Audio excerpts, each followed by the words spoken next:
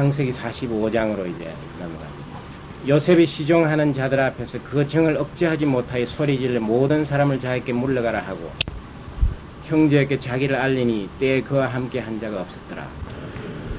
요셉이 방성대곡하니 애굽 사람에게 들리며 바로의 궁중에 들리더라. 이제 요셉이 그 이상 더 그 감정을 억제할 수가 없어가지고 이제 큰 소리로 울었을 때 아마 애굽 사람들이 그 소리를 듣고 온 궁중에 이제 소문이 나게 된 겁니다. 요셉이 그 형들에게 이르되 나는 요셉이라 내 아버지께서 아직 살아 계시니까 형들이 그 앞에서 놀라서 능히 대답하지 못하는지라. 요셉이 나는 요셉이라 이렇게 말을 했을 때 그 형제들이 놀라서 아무 답을 할 수 없었다 이겁니다. 아마 놀라는 이유는 여러 가지 이유가 있겠죠. 이게 가련 귀신이 아닌가 하는 생각도 했을 거예요. 왜냐하면 분명히 죽었을 거라고 생각한 요셉이 내가 요셉이다 이러니까 깜짝 놀랐습니다. 또 보복을 생각할 수가 있습니다. 이제 우리가 죽는구나 하는 이런 생각으로 정말 이 두려움에 떨게 됩니다. 또 아니면은 정말 하나님의 섭리가 이토록 놀라운가 하는 그런 뜻으로도 해석할 수 있지만 여기에 놀란다 하는 뜻은 그런 뜻보다도 영어로는 terrify 이렇게 돼요. 아주 그 정말 공포에 떨게 되는 그러한 해석이 됩니다.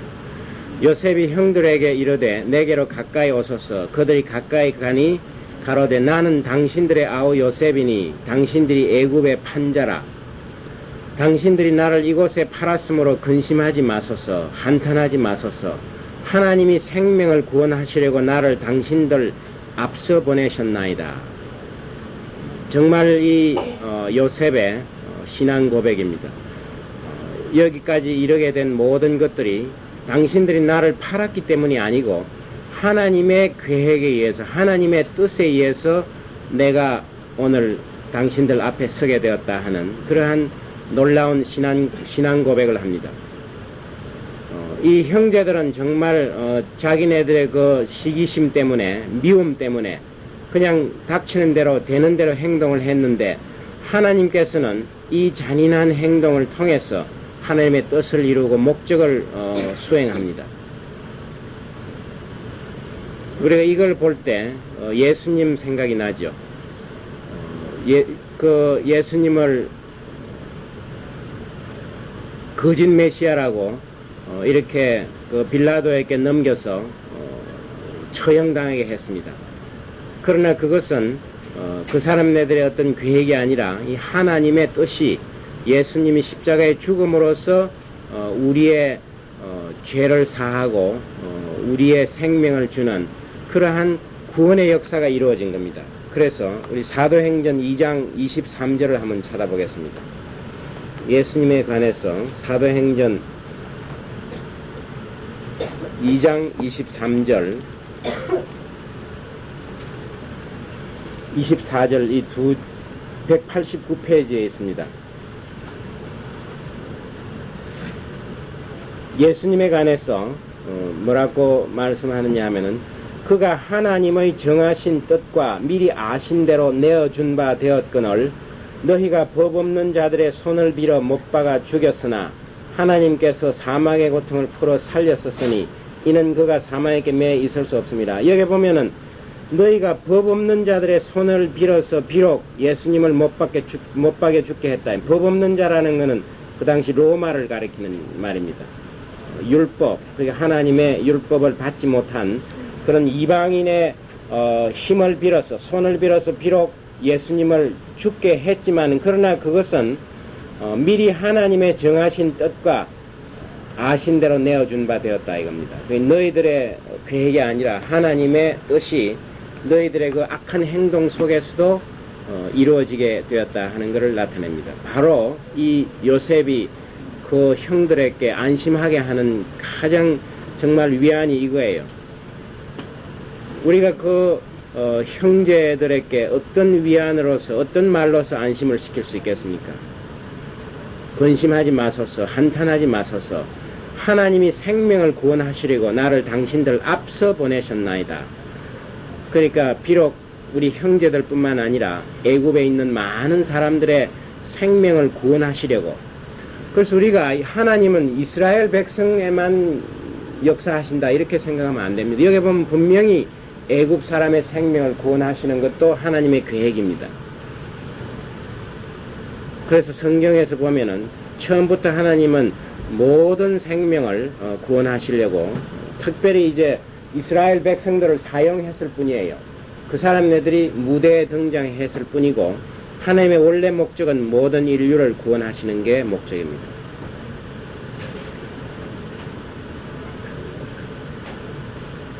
이 땅에 2년 동안 흉년이 들었으나 아직 5년은 기경도 못하고 추수도 못할지라 7년간 풍년이 있은 다음에 7년간 기근이 있겠다고 했죠. 그러니까 기근이 든 지가 2년이 되었으니까 요셉이 39세가 된 거예요.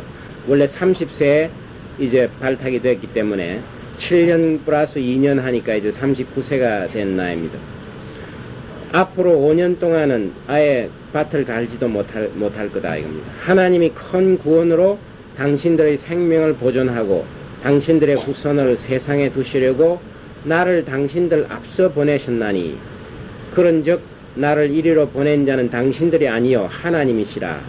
하나님이 나로 바로의 아비를 삼으시며 그 온 집의 주를 삼으시며 애굽 온 땅의 치리자를 삼으셨나이다. 이 바로의 아비라는 것은 총리에 대한 존칭을 뜻합니다. 바로의 아버지란 뜻이 아니고 국무총리에 대한 존칭으로 온 집의 주를 삼으시고 모든 그 바로의 왕국을 내가 통치하는 그런 주인으로 만들어 주셨고 애굽 땅의 치리자를 삼으셨나이다. 앞으로 오실 예수님의 그 그림자를 우리가 엿볼 수가 있습니다. 아직은 그런 일이 일어나지 않지만은 당신들의 후손을 세상에 두시려고, 그러니까 그 12 형제를 통해서 이제 앞으로 많은 그 생명이 태어나고 또한 하나님이 그들 가운데서 메시아를 이제 보내주신다는 그러한 미래에 일어날 먼 훗날의 역사를 이야기합니다. 그러한 목적으로 하나님이 나를 이곳에 보내신 거다. 이 말이야말로 참 가장 최대의 위안이에요. 우리가 이 이상 그 형제들의 그 두려움에 위안을 줄 수가 없습니다. 당신들은 속히 아버지께로 올라가서 고하기를 아버지의 아들 요셉의 말에 하나님이 나를 애굽 전국의 주로 세우셨으니 내게로 지체 말고 내려오사 아버지의 아들들과 아버지의 손자들과 아버지의 양과 소와 모든 소유가 고센 땅에 있어서 나와 가깝게 하소서. 이런 일들은 현대에도 일어나고 있습니다. 우리가 그 잘 아는 헨리 키신저 미국 국무총리, 그 사람이 이제 물론 국무장관인데 뭐 우리나라에 치면은 국무총리나 비슷한 이런 지위인데, 이 헨리 키신저는 피난민이었죠. 그 유대인으로서 2차전 당시에 미국으로 피난 와가지고 국무총리까지 됐습니다. 그러니까 우리가 이런 일들이 과거에만 일어나는 게 아니라 지금도 가능한 거예요. 10몇 살 때 미국으로 건너와가지고 국무장관까지 하게 됩니다.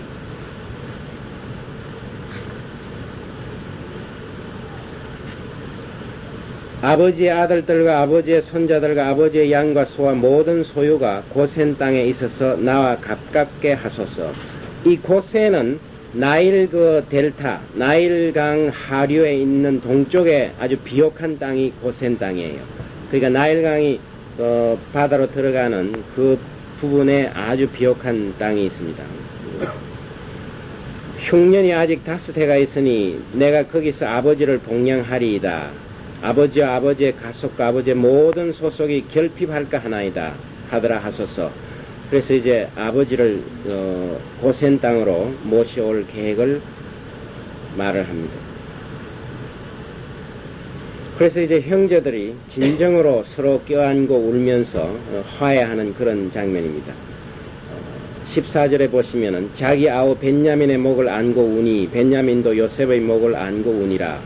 요셉이 또 형들과 입맞춤에 앉고 오니 형들이 그제야 요셉과 말하니라. 비로소 형들이 이제 공포가 사라지고 정말 진정으로 서로 이제 화해를 하게 됩니다. 요셉의 형들이 왔다는 소문이 바로의 궁에 들림에 바로와 그 신복이 기뻐하고 바로는 요셉에게 이르되 내 형들에게 명하기를 너희는 이렇게 하여 너희 양식을 싣고 가서 가나안 땅에 이르거든 너희 아비와 너희 가족을 이끌고 내게로 오라. 그러니까 바로가 정식으로 초청을 합니다. 요셉의 그 아버지 야곱의 모든 가족을 이쪽으로 모시고 오라고 정식으로 초청을 합니다. 내가 너희에게 애굽 땅 아름다운 것을 주리니 너희가 나라에 기름진 것을 먹으리라. 이 애굽으로 이제 전부 오게 하는 거예요. 그게 이민하게 하는 겁니다. 이제 명을 받았으니 이렇게 하라. 너희는 애굽 땅에서 수레를 가져다가 너희 자녀와 아내를 태우고 너희 아비를 데려오라. 그게 상당히 먼 여행이니까 아이들과 부녀와 그리고 노인, 아버지는 수레를 태우라고 줍니다. 너희의 기구를 아끼지 말라. 온 애굽 땅에 좋은 것이 너희 것임이라 하라. 그러니까 모든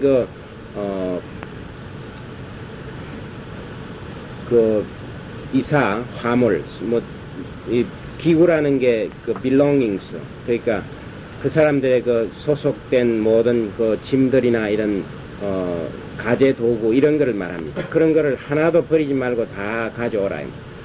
너희 자녀와 아내를 태우고 너희 아비를 데려 또 너희는 너희의 기구를 아끼지 말고 온 애굽 땅에 좋은 것이 너희 것임이라 하라. 이스라엘의 아들들이 그대로 할세 요셉이 바로의 명대로 그들에게 수레를 주고 길 양식을 주며 또 그들에게 다 각기 옷 한 벌씩 주되 베냐민에게는 은 300과 옷 5벌을 주고 베냐민은 음식도 5배를 받았는데 여기서 또 5벌이나 옷을 특별히 받습니다. 그가 또 이와 같이 그 아비에게 보내되 수나기 10필에 애굽의 아름다운 물품을 실리고 암나기 10필에 아비에게 길에서 공개할 곡식과 떡과 양식을 실리고 이에 형들을 돌려보내며 그들에게 이르되 당신들은 노중에서 다투지 말라 하였더라. 이게 요셉의 참 뜻깊은 부탁이에요. 혹시 길 가다가 다투지 말라 이거예요. 지금 다툴 이유가 충분히 있습니다. 왜냐하면은 이제 요셉이 살았습니다 이렇게 말을 하면 아버지가 야 이놈들아 요셉이 죽었다고 너희들이 옷까지 가져왔는데 이게 무슨 일이냐 하겠죠. 그러면 이제 온갖 막 서로 이제 내가 안 그랬다고 막 변명을 하고 지금 가다가 틀림없이 형제들이 분쟁이 일어날 거예요. 막 그때만 네가 그랬지 내가 말리는데 왜 네가 자꾸 주장해서 그랬냐고 아마 따지고 모든 은혜가 다 산산조각이 나고 이제 분쟁이 일어날 거예요. 이런 일들이 일어나지 않게 하는 거예요. 결국 이러다가 따지다가 보면 누구를 원망하느냐 하면 하나님을 원망하게 되는 거예요. 우리가 항상 뭘 따지다가 보면 마지막에 결론이 하나님이 욕을 먹습니다. 창세기 우리 한 3장을 한번 돌아가겠습니다.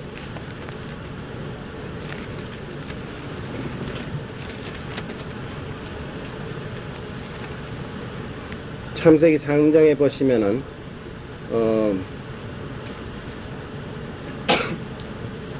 12장 3장 12절에 보십시오. 그게 이제 하나님이 먹지 말라 하는 실과를 아담과 하와가 먹었을 때 하나님이 도대체 무슨 일이냐 이렇게 물었을 때 아담이 가로되 하나님이 주셔서 나와 함께 하신 여자 그가 그 나무 실과를 내게 주므로 내가 먹었나이다. 결국은 먹었는데 먹었다 고백을 하는데 그 앞에 여러 가지 변명들이 나옵니다. 맨 처음에 변명이 하나님이 만들어주신 내가 만들어 달라고 하지도 않았는데 하나님이 만들어주신 저 여자 때문이다 이거예요. 그러니까 우리는 궁극적으로 모든 허물을 하나님에게 돌립니다. 그래서 하나님이 죄인이 되는 거예요. 그래서 하나님이 못 박혀 죽은 거예요. 예수님이 바로 그런 거예요. 우리 인간이 모든 우리가 잘못을 궁극적으로 전부 손가락을 하나님에게 이렇게 합니다. 당신이 잘못했다. 하나님이 잘못. 그러니까 하나님이 죄인으로서 죽은 거예요. 그게 바로 예수님이에요. 지금도 우리가 그런 마음이 있으면 지금도 예수님을 못 박는 거예요. 우리가 지금도 하나님이 잘못했다 이렇게 생각하면은 또 예수님이 계속 십자가에 못 박히는 거예요. 이건 참 중요한 거예요. 2차 대전 후에 독일에서 연극이 있었는데 유대인들이 600만 명이 가스실에서 뭐 온갖 실험실에서 학살되었습니다. 유대인들이. 그래가지고 그 장면들을 전부 연출을 하는 연극을 했어요. 그러니까 연극하는데 전부 이제 왜 그랬냐 모르니까 사람들이 나는 그저 열심히 공장에서 이 쇠를 깎아가지고 총대를 만드는 일만 했습니다. 그저 나는 열심히 그 일이 내게 주어져서 했습니다. 또 어떤 사람은 나는 그저 광산에서 열심히 광물이나 캐고 있었습니다. 모든 사람들이 전부 자기 일만 열심히 했다 이거예요. 명령을 받아가지고. 그래가지고 결국은 그 연극에서 사람들이 전부 하나님을 원망하게 됩니다. 이런 엄청난 일을 하나님이 다 이렇게 허락하신 일이다. 이래가지고 마지막에 하나님이 모든 죄를 뒤집어 쓰는 거예요. 우리 인간 역사상 가장 참혹하고 끔찍한 그 나치들이 600만 명의 유대인들을 학살하고 그 죄를 하나님에게 돌리는 겁니다. 이런 일들이 요즘도 일어납니다. 가령 미국에서 전에 레이간 대통령이 총에 한번 맞은 적이 있습니다. 아주 젊은 청년에 의해서. 이 청년의 변호인이 나중에 뭐라고 변호를 했냐면 이 청년이 총을 쏠 당시에는 미친 상태였다. 이렇게 변호를 했습니다. 변호를 하여튼 부자이기 때문에 좋은 변호사들을 다 나라에서 해가지고 어떻게 하면 무죄를 받겠느냐 하니까 그래서 결국은 총을 쏠 당시에 이 청년이 미친 상태였기 때문에 어떻게 미추광이에게 벌을 주겠느냐 이렇게 지금은 정신이 깨어났지만 그때는 미쳤다 이거예요. 그런 식으로 우리가 하여튼 결국 뭡니까 그 죄를 누구한테 돌리냐면 유전인자에게 돌립니다. 이 사람은 이런 유전인자를 타고났으니 그런 상황에서 그렇게 행동할 수밖에 없다. 이 사람 책임이 아니다 이거예요. 하나님 우리에게 자유롭게 선택할 그런 자유의지를 주셨는데도 불구하고 모든 일들은 이미 결정되어 있고 하나님이 정하신 일이다. 이렇게만 해석해서는 안 됩니다. 그렇게 되면 우리가 죄 짓는 것도 하나님이 나를 시켰기 때문에 하는 거다. 다 그렇게 돌리면 이것도 문제가 되겠죠. 여기 요셉이 지금 고백한 것처럼 너희들이 나를 미워서 죽이려고 했겠지만 하나님은 그걸 이용해 가지고 너희들을 구원하도록 이렇게 섭리를 하셨다. 이 말을 잘못 우리가 해석을 하면은 아무리 나쁜 짓을 해놔도 내 책임 아니다 이거예요. 하나님이 그렇게 뜻을 이루려고 했다. 그거는 우리 잘못 생각이에요. 하나님의 뜻이 그렇게 요셉을 구덩이에 빠뜨리게 형제를 시키려 하는 게 뜻이 아니었어요. 하나님 절대 그런 그 도덕이나 아니면 윤리나 이런 거에 벗어나서 우리가 상식적으로 생각할 수 없는 그런 일을 통해서 절대 역사하시지 않습니다. 우리가 잘못한 실수를 통해서도 하나님은 그 상황에서 선으로 인도하실 수 있는 능력이 있으신 분이지 꼭 일을 잘못되게 해가지고 그렇게 나쁘게 만들어가지고 일을 계획하는 그런 분이 아니에요. 만약에 형제들이 팔아먹지 않았더라도 다른 방법으로 요셉을 하나님이 사용하실 수 있습니다. 그래서 우리가 항상 악의 도구로 사용되는 것을 막아달라고 기도해야 됩니다. 정말 그 독재자가 있으면 죽여야 되겠는데 나를 사용하지 마십시오 이렇게 해야 됩니다. 누군가가 가령 김재규나 이런 사람이 총을 쏘기는 쏘았어요. 그러나 내가 그 사람이 되기를 원치는 않아야 됩니다. 그래서 하나님이 역사하시는데 우리가 악의 도구로 절대 사용되어서는 안 됩니다. 하나님은 원래 그런 방법을 사용하시기를 원치 않는 분이에요. 그래서 궁극적으로 유전인자에게 책임을 돌리고 하나님이 잘못이다. 그게 바로 우리 인간들이에요. 그래서 예수님이 하나님이 죄를 뒤집어 쓰고 못 박혀 죽은 거예요. 그래서 이 형제들이 지금 길을 떠날 때 노중에서 다투지 말라 이거예요. 우리가 보면 설교를 잘 듣고 이렇게 집에 가다가 돌아가는 길 안에서 되게 부부싸움이 많이 일어납니다. 오늘 목사님 설교가 조금 이상하더라 이렇게 말이 시작되면 이제 의견이 서로 달라가지고 그러니까 항상 그 은혜를 받고 참 이 하나님을 본 다음에 그 다음에 진작 이런 실수를 저지를 때가 참 많아요. 그래서 그 요셉이 정말 그 지혜가 있는 사람이라 하는 것을 이렇게 노중에서 다투지 말라 하는 이런 한 부탁으로서 우리가 짐작을 할 수가 있습니다.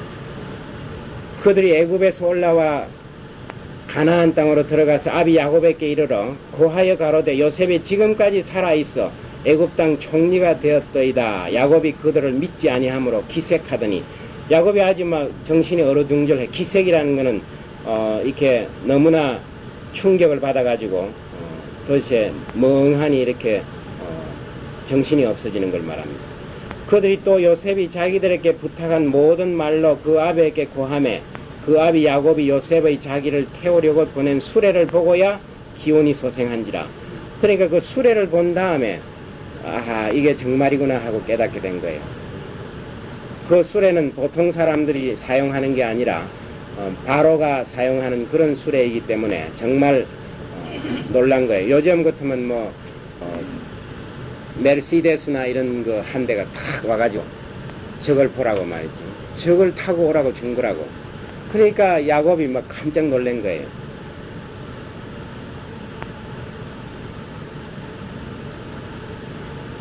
그들이 또 요셉이 자기들에게 부탁한 말로 그 아비에게 고하며 아비가 야곱 요셉의 자기를 태우려고 보낸 수레를 보고야 기운이 소생한지라. 이스라엘이 가로되 족하도다.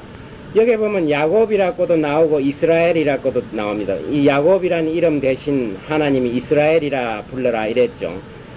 그런데 보면은 상당히 여기에 잘 써놨어요. 정말 이 야곱이 하나님의 그 믿음에 연결될 때, 이럴 때는 이름이 이스라엘이 되고 지멋대로 할 때는 야곱이 되는 거예요. 그래서 우리도 정말 하나님의 사람이 되었다가 그 다음에 내가 내 멋대로 하다가 자꾸 이게 반복이 됩니다.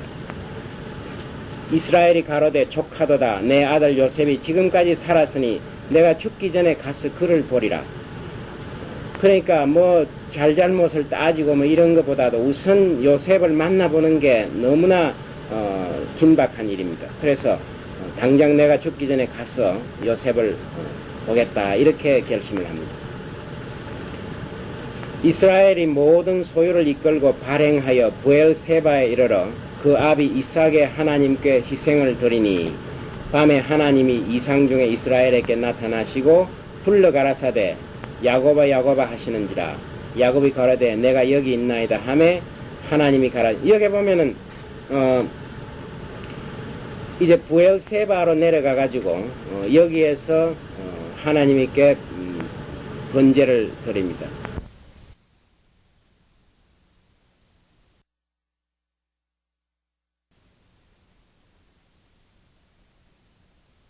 이런 상태, 그러니까 뭐 비몽사몽간에 아니면은 여러 가지 다른 어떤 우리가 현실 감각이 조금 이렇게 둔화되는 이런 상황에서 이스라엘에게 나타나시고 불러 가라사대 야곱아 야곱아. 그 하나님은 아마 옛날에 부르던 이름으로 이렇게 부르는 모양이에요. 야곱아 야곱아 이렇게 부를 때. 그래서 야곱이 가로되 내가 여기 있나이다. 하나님 부를 때 항상 이렇게 예 내가 여기 있나이다 하는 이 대답이 참 중요합니다. 지금도 하나님 우리를 부르고 있는 줄 모릅니다. 그러나 우리는 관심이 딴 데 가 있으니까 그 음성을 듣지 못할 수가 있습니다. 그런데 보면 아브라함도 내가 여기 있나이다. 항상 하나님의 그 미세 세미한 음성을, 그리고 우리가 라디오를 튠을 이렇게 맞추어야 그 타장 주파수가 딱 맞아서 음성이 들리듯이 우리가 정말 낮에도 종종 우리 이 튜너를 이렇게 해가지고 하나님 말씀을 들을 수 있는 그런 채널을 하나 남겨놔야 됩니다. 너무 분주한 온갖 막 소리에 다 이렇게 눈에는 온갖 이런 뭐 쓸데없는 잡지나 신문 조각, 귀에는 온갖 소리들을 다. 우리가 정말 하나님의 음성을 듣고 하나님의 그 그림자를 보고 해야 할 이런 모든 감각을 전부 우리 육신적인 만족을 위해서 다 사용하니까 빈 채널이 하나도 없습니다. 그래서 요즘은 이제 케이블 텔레비전까지 이제 만들어가지고 더 많은 걸 확충하려고 하는데, 하나님의 음성을 들을 수 있는 채널을 하나 딱 비워두시고, 여가가 나면 항상 그 채널에다가 맞춰두는 게 좋습니다. 그래서 생활을 좀 단순하게 하는 게 참 좋습니다. 우리가 너무 복잡하게 이렇게 하다가 보면은 정말 이 하나님 생각 거의 못합니다. 그냥 내 이 세상에 너무 이렇게 신경을 쓰게 되고, 가장 좋은 방법은 사실 이 농부가 나는 참 부럽습니다. 난 시골에 이번에 한번 좀 갔다 왔는데, 하나님이 주신 이 산업이 바로 이 농업이라는 걸 깨닫게 돼요. 왜냐하면 농부야말로 하나님과 항상 묵상하며 교제하는 그런 직업이에요. 왜냐하면 시간이 지나면 안 되는 거예요. 씨를 딱 심을 때 심어야 하고, 거둬들여야 할 때 하고, 게으름 피우다가 내가 좀 며칠 쉬고 심지 이러면 때가 지나가 버리는 거예요. 그리고 심어놓고도 항상 하나님 비를 주셔야 이게 자라지 하고 하나님에게 자꾸 기도하는 거예요. 비를 달라고. 그런데 요즘처럼 뭐 어떻게 합니까? 저수지를 파놔놓고 물을 잔뜩 모아놓고 이러면 농부들이 이제 기도 안 할 거예요. 뭐 물 이게 털면 물이 항상 나오는 거고, 뭐 빌어주면 되고, 농약 뿌리면 되고. 그 우리가 지금 하나님의 그 원래 목적에 다 이렇게 좀 반항하는 그런 방법을 사용해서 농사를 짓고 있는 겁니다. 그래서 이 정말 목축하는 사람, 이런 사람들도 마찬가지예요. 여기 풀이 없으면, 물이 없으면 또 물을 찾아서 옮기고, 그럴 때마다 하나님 감사합니다. 이 사막에 물을 주셔서 참 감사합니다. 이런 생각을 항상 하는 거예요. 그런데 뭐 요즘처럼 이렇게 우리가 뭐 공업을 일으켜놓고 다 이래놓고 이제 걱정 없다 이렇게 생각하죠. 뭐 보험까지 다 들어놓고 뭐 이게 안 되면 저게 또 될 거고 전부 안심이에요. 그러면 이제 하나님에게 매달릴 필요가 별로 없는 거예요. 그래서 우리 사람들이 참 이 농사 짓는 일, 그건 정말 뿌린 대로 씨를 뿌리면 그대로 나오는 거예요. 안 뿌리면 하나도 안 나오고, 뭐 팥을 심으면 팥이 나오고, 또 열심히 일하면 일한 만큼 더 나오고. 그런데 뭐 집에 은행에 돈 많이 넣어놓고 있는 사람들은 가만히 누워있어. 막 1초에 돈이 막 100만 원씩 막 떨어져 나오니 뭐 감사할 일이 하나도 없어요. 귀찮을 뿐일 거야 아마. 그래서 서로 싸우고 뭐 이런 일이 생기는데, 이 농사 짓는 거, 그래서 우리가 성경에 보면 여기 농사에 관해서 이렇게 많이 나오고 이제 목축에 관해서도 나오는데, 이거야말로 하나님과 동행하는 그런 삶이에요. 정말 하나님이 가라사대 나는 하나님이라 내 아비의 하나님이니 애굽으로 내려가기를 두려워 말라. 내가 거기서 너로 큰 민족을 이루게 하리라. 비로소 하나님의 그 기도를 통해서 갑니다. 처음에 도망갈 때 어떻게 했습니까? 하란으로 도망갈 때는 뭐 우선 지가 가다가 이제 중간에 하나님을 만나게 됐죠. 하나님이 뒤따라간 거예요. 여기에서는 어떻게 합니까? 네가 가라 이랬습니다. 안심하고 내려가라고 말이죠. 그러니까 이제 하나님께 예배를 드릴 때 바로 이게 하나님에 대한 간절한 이제 기도예요. 하나님의 뜻을 묻는 거예요. 그러니까 내가 너와 함께 애굽으로 내려가겠고 정녕 너를 인도하여 다시 올라올 것이며 요셉이 그 손으로 내 눈을 감기라고 하셨더라. 그러니까 네가 안심하고 내려가라 이거예요. 가서 내가 다시 너를 이끌고 이쪽으로 오겠으며 너는 요셉의 품속에서 죽을 거다. 이렇게 하나님이 말씀을 합니다. 이 일은 창세기 15장에 보시면은 아브라함에게 하나님이 약속한 그 하나님의 약속의 실현입니다. 창세기 15장을 한번 찾아보겠습니다.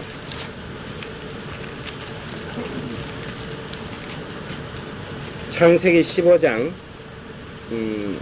13절에서 16절을 한번 보시겠습니다. 그게 보면은 하나님이 뭐라고 약속을 하시느냐 하면은 여호와께서 아브라함에게 이르시되 너는 정녕 알라 내 자손이 이방에서 객이 되어 그들을 섬기겠고 그들은 400년 동안 내 자손을 괴롭게 하리니 그 섬기는 나라를 내가 징치할지며 그 후에 내 자손이 큰 재물을 이끌고 나오리라. 여기에 보면은 이 이스라엘 민족이 이방 나라에 가가지고 400년 동안 있다가 하나님이 도로 이끌어 오시겠다 하는 즉 출애굽 사건을 미리 아브라함을 통해서 하나님이 비밀을 알려주셨습니다.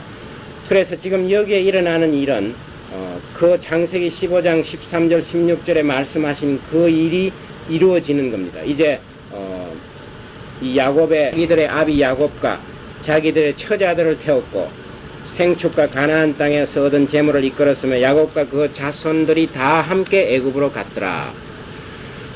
이와 같이 야곱이 그 아들들과 손자들과 딸들과 손녀들 곧 그 모든 자손을 데리고 애굽으로 갔더라.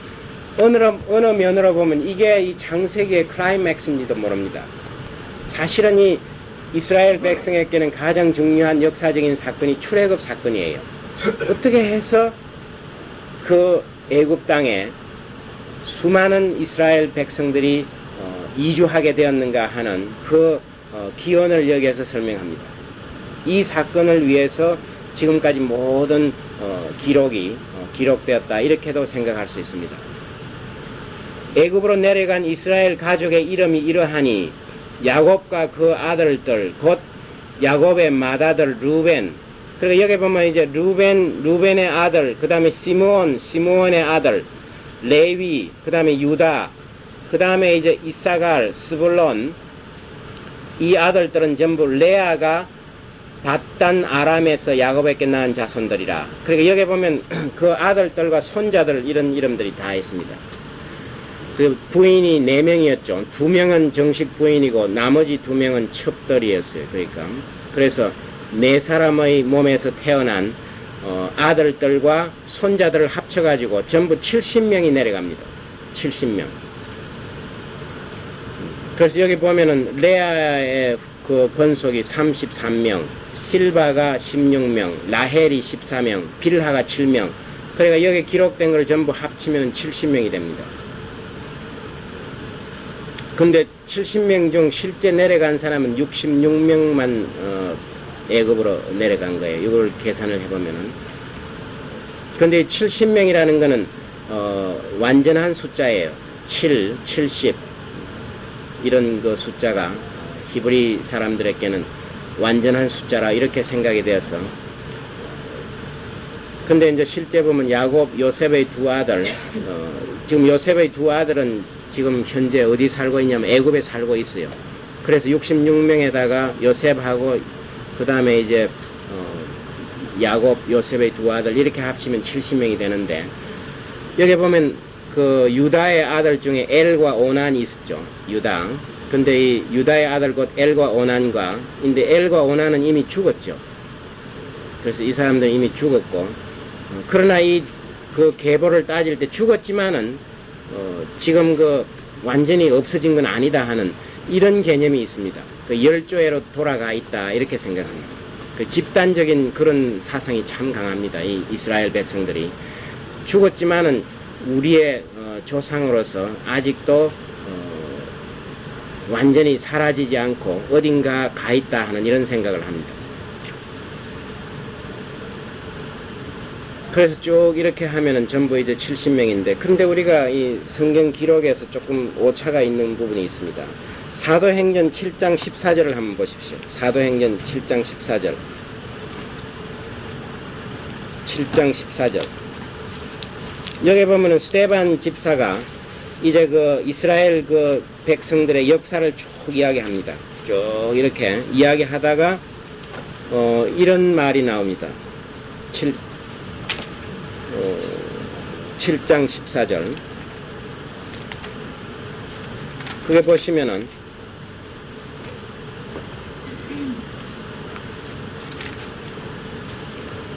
요셉이 보내어 그 부친 야곱과 온 친족 75사람을 청하였더니 이렇게 되어 있죠. 75명이 초청을 받았다 이렇게 되어 있습니다. 그 여기는 보면 70명이고 여기는 75명이에요. 근데 이건 어떻게 해서 기록이 이렇게 되었냐면은 이 70인역 성경이 있습니다.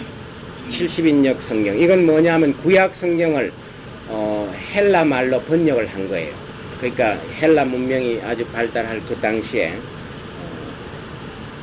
그 구약 성경은 히브리어로 원래 되어 있는데 그거를 헬라 말로 번역하는데 거기에는 75명으로 되어 있습니다. 그래서 이 스데반은 아마 헬라어 성경을 구한 것 같아요. 이걸 기록할 때. 그러니까 히브리어 성경을 읽었으면 이렇게 안 했을 텐데 그 당시는 전부 구약을 읽더라도 이미 이제 히브리어가 없어지고 이런 상태니까 헬라 말로 번역된 걸 읽었는데 거기에는 75명으로 되어 있어요. 그럼 왜 75명이냐 하면은 그래 보면 므낫세가 아들이 2명이 있었고 에브라임도 아들이 2명이 있고 또 손자가 하나 추가되어 있습니다. 그래서 아마 이 기록을 할 때 아들들이 뒤에 또 난 아들이 있을 거예요. 그 아들까지 포함해가지고 하면은 75명이 됩니다.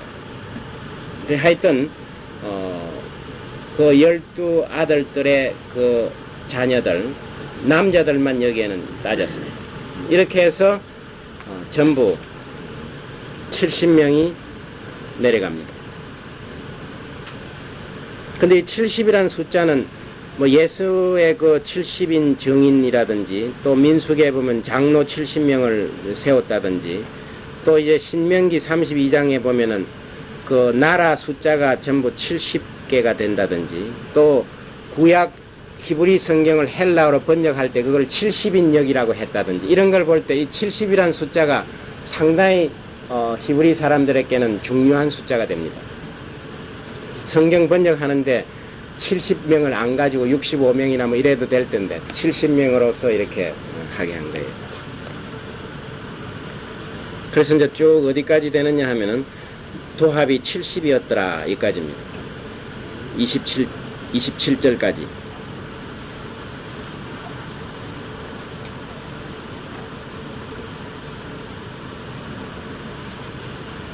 야곱이 유다를 요셉에게 미리 보내어 자기를 고센으로 인도하게 하고 다 고센 땅에 이르니 요셉이 수레를 갖추고 고센으로 올라가서 아비 이스라엘을 맞으며 그에게 그 당시 애굽의 수도는 멤피스였습니다.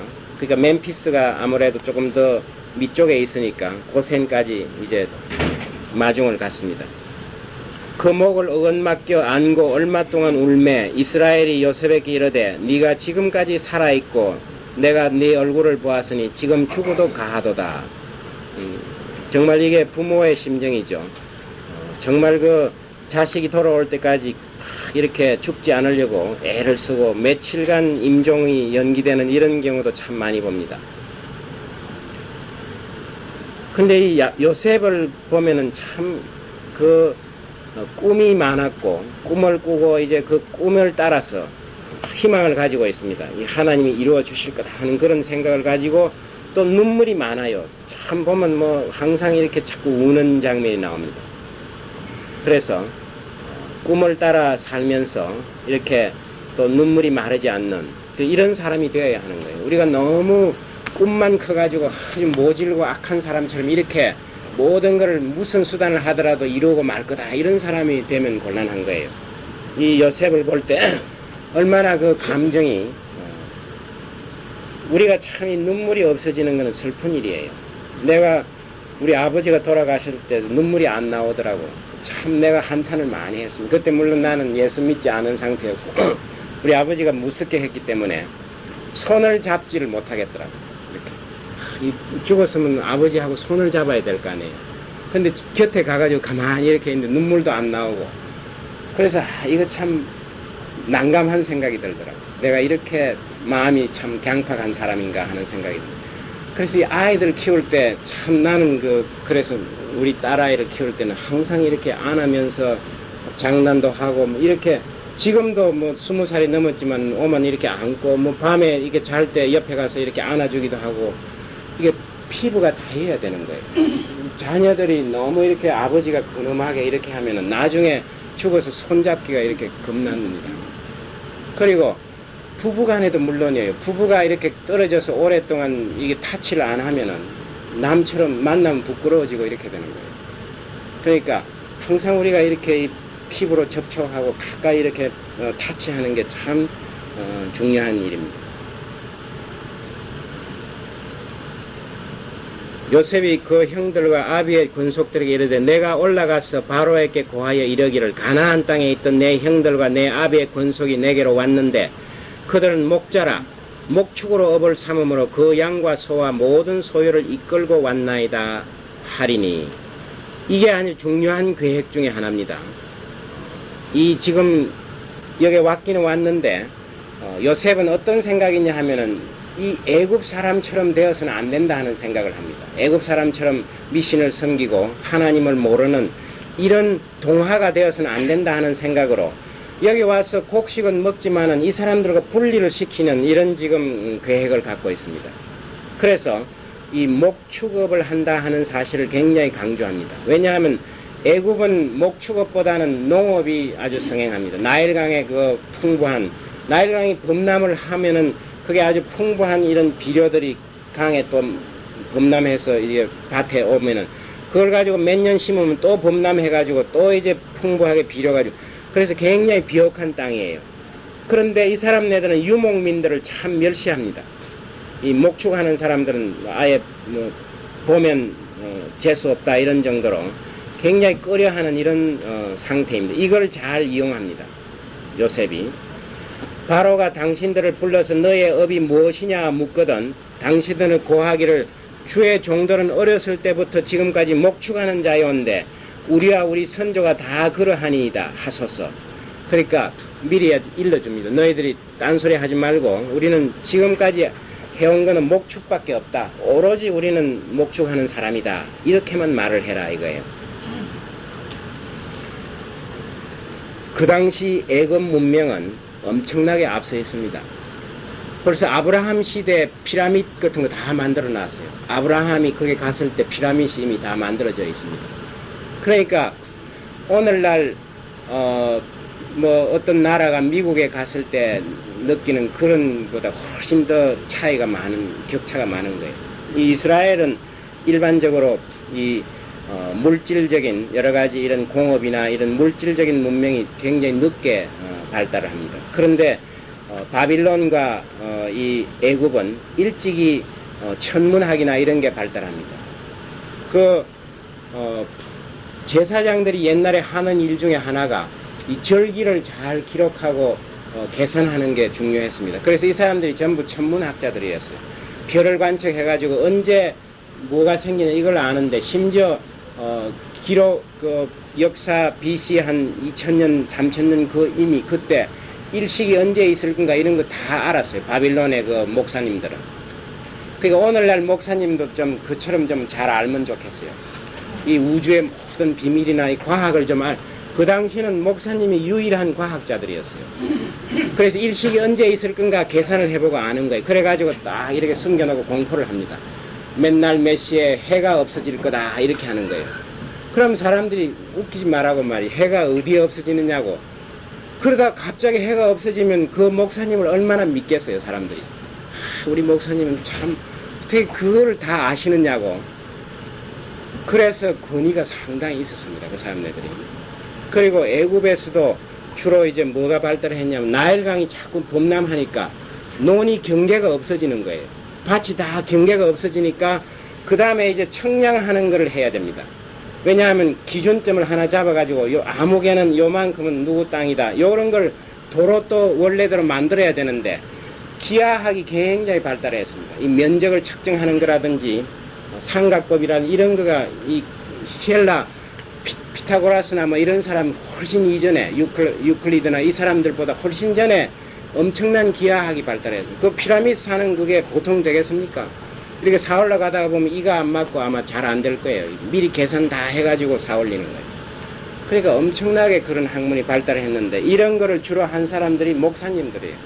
프리스트, 그 당시에 제사장들이에요. 그래서 내가 그걸 공부하다가 이런 생각을 해봤습니다. 이 좀 요즘 목사님도 첨단 과학을 좀 잘 아시는 이런 분들이면 이 유치부 학생들이 질문하고 이럴 때 좀 이렇게 잘 미리 말해주고 하면 좋을 텐데 야, 뭐 그런 거 알 필요 없다. 아니면 또 거짓말로 대답을 합니다. 잘 모르니까 엉터리로. 그 학교 가서 찾아보니까 아니면은 우리 목사님 거짓말쟁이더라 이런 생각을 하게 되는 거예요. 주일학교 선생도 마찬가지예요. 그래서 우리가 이런 그 하나님이 주신 이 자연의 비밀, 신비를 잘 파악할 수 있는. 그래서 나는 그 창조과학회 이제 세미나도 하고 이렇게 하는데 이 하나님이 이중으로 축복을 주셨다고 생각을 해요. 왜냐하면 이 말씀을 내가 또 이렇게 깨우치고 읽을 수 있는 이건 누구나 다 가지고 있는 능력인데 거기다가 이 하나님의 피조 세계를 열심히 들여다보고 그 속에 질서나 조화를 찾아내는 이런 과학을 하게 한 이것도 하나님의 축복이라고 생각을 해요. 그래서 물론 과학자가 아니더라도 다윗 같은 사람은 그저 이렇게 보기만 해도 하나님의 그 솜씨가 막 군데군데 나타나는 거예요. 그건 더한 축복이에요. 막 안에 현미경을 들여다보고 따지고 말이지 구조가 어떠니 하고 아는 것보다 다윗처럼 이게 석양의 이 하늘을 쳐다볼 때 그 하나님의 솜씨가 막 전부 나타나고 너무 아름다워 가지고 시가 나오는 그 사람은 더 축복을 받은 거예요. 도마 생각이 나죠. 보지 않고 믿는 자가 더 이제 축복을 받는다는 게 그러니까 과학자가 꼭 되지 않아도 되는 거예요. 누구든지 하나님의 이 피조 세계를 곰곰이 보고 그 속에 하나님의 그 오묘한 솜씨를 알고 감상하는 것. 우리가 뭐 그림을 감상하려면 또 미술대학 안 나와도 되죠. 가서 이렇게 쳐다보고 아름다움을 찾아내는데 참 하기는 어렵기는 어렵습니다. 요즘 현대 미술 이런 거는 뭐 피카소 이런 사람 그린 거는 아무리 쳐다봐도 모르는 경우가 참 많기는 하겠던데, 그러나 하나님의 작품은 그렇지가 않아요. 우리가 들에 나가서 그 여름에 이제 휴가 때가 이제 되는데 이제 장세기 공부도 끝나고 하시면 아마 한번 자연을 한번 관찰을 해보십시오. 하늘의 별들을 한번 쳐다보십시오. 하나님이 도대체 아브라함이 쳐다보던 별들이에요. 아브라함들은 천막에서 나와가지고 자꾸 아브라함이 땅만 쳐다보니까 끄집어내가지고 하늘의 별을 쳐다보라고 가르쳐 준 거예요. 그러니까 이걸 감아보면 교육용으로 만드신 것 같아요. 네가 너무 하나님을 모르고 네만 생각할 때 나와가지고 이걸 좀 쳐다보고 하나님의 능력을 좀 깨달아라 이거예요. 이렇게 많은 별을 만들 수 있는 하나님인데 그까지 네가 지금 고생하느냐고 이런 식으로 내가 왜 이렇게 많은 별을 만드는지 몰랐는데 최근에 깨달았어요. 교육용으로 만드는 거예요. 우리가 가끔 쳐다보게끔 해놨는데 사람들이 땅만 보고 다니는 거예요. 이거 혹시 토큰이라도 하나 여기 있지? 하늘에는 아무것도 없는 거예요. 그게 바로 우리의 모습입니다. 어려운 일이 있을 때 그 산만 쳐다보지 말고 그 산을 만들고 그게 두신 하나님을 보면은 쉽게 해결이 되는데 우리는 너무 그것만 쳐다보는 거예요. 그래서 이 목축하는 사람이라 하는 것을 강조를 하라고 이렇게 말을 합니다. 요셉이 바로에게 가서 고하되 나의 아비와 형들과 그들의 양과 소와 모든 소유가 가나안 땅에서 와서 고센 땅에 있나이다. 형들 중 5인을 택하여 바로에게 보이니 바로가 요셉의 형들에게 묻되 너희 생업이 무엇이냐? 그들이 바로에게 대답하되 종들은 목자이온데 우리와 선조가 다 그러하니이다. 그러니까